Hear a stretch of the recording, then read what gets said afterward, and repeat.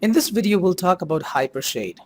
Hypershade's appearance has changed quite a bit in the latest versions of Maya. To access Hypershade, we can go to Window, Rendering Editors, Hypershade.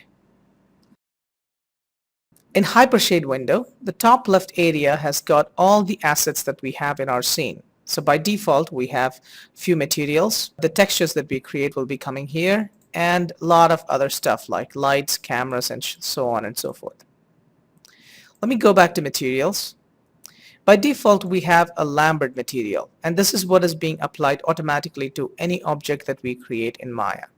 So it is always best not to mess up with this material. Down here, we can create any kind of new materials. If I choose Maya, for example, it shows us all the Maya materials. And this is our node editor or our workspace inside Hypershade. And then we have a small preview here, material viewer, and this is our property editor, otherwise attribute editor. So if I select Lambert, it will show me all the properties of Lambert. Let's say, for example, I want to create a new material now. I can choose any one of these from here. For example, if I click blend, as you can see, we have created a new blend material, and it shows us in our node editor also. Node editor works same as our viewport. I can press Alt key and middle mouse button to pan. I can press Alt key and right mouse button to zoom out or zoom in. So let's give a name to our material and change its color and apply it to an object. So I'll go ahead and give a name first.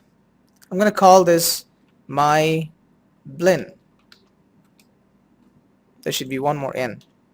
Okay. And I want to change the color to red. So we have an instant preview also. Let me just pull it slightly down. I want to create an object. Let's say polygon primitives cube.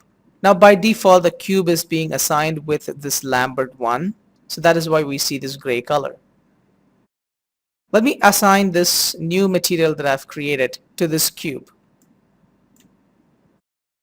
We can do that in several ways. Number one, we can right click on the object, go down till you see assign existing material, and there you can find my blend.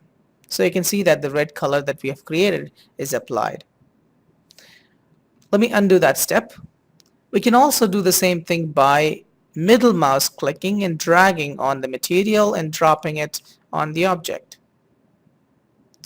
Or let me undo that one more time.